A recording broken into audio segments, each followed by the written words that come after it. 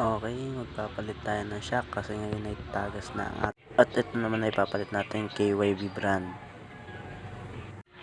At ngayon, umpisahan natin baklasin ng bearings at saka shock.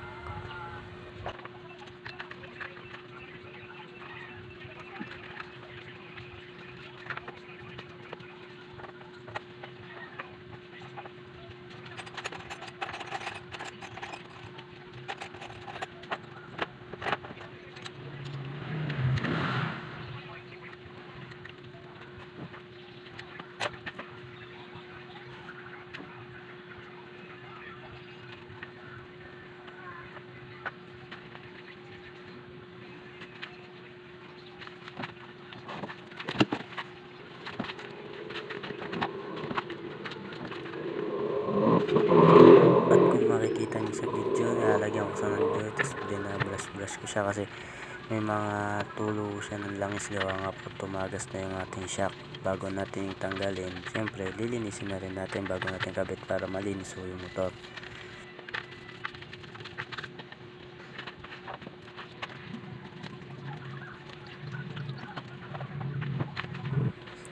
At dyan sa video kung makikita nyo, nililinis ko na rin yung mismong chassis ng motor kasi nakabukas na din, medyo maalikabok na yung mga chassis. Linisin na rin natin para hindi sayang yung pagbuklat natin ng motor.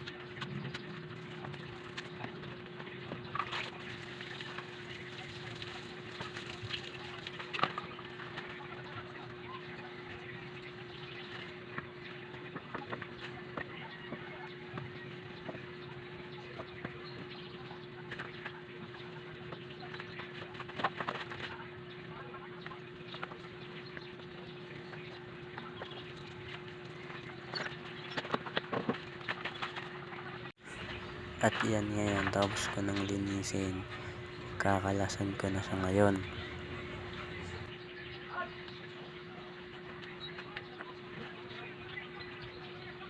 Diyan sa part na yan, kung mapapansin nyo, ina-align ko siya kung saan banda yung mismong sentro ng shock para magdadagdag ba ng washer o magbabawas.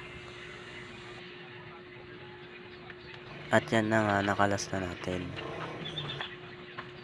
At ito ang ipapalit natin, KYB shock, parang stock lang din siya.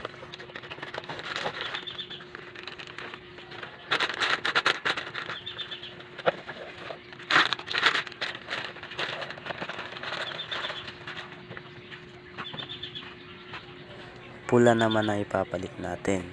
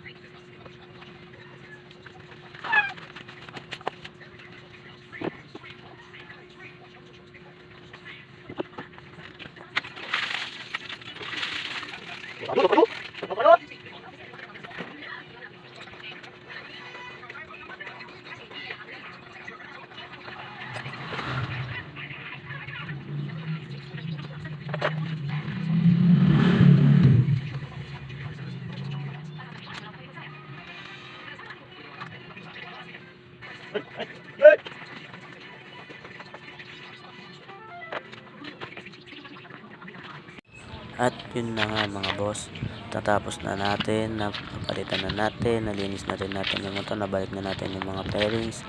At ngayon, mas bumagay yung pula kasi pula yung kino-combine nating kulay sa ating kulay itim na Mio. At yan na ho siya mga boss.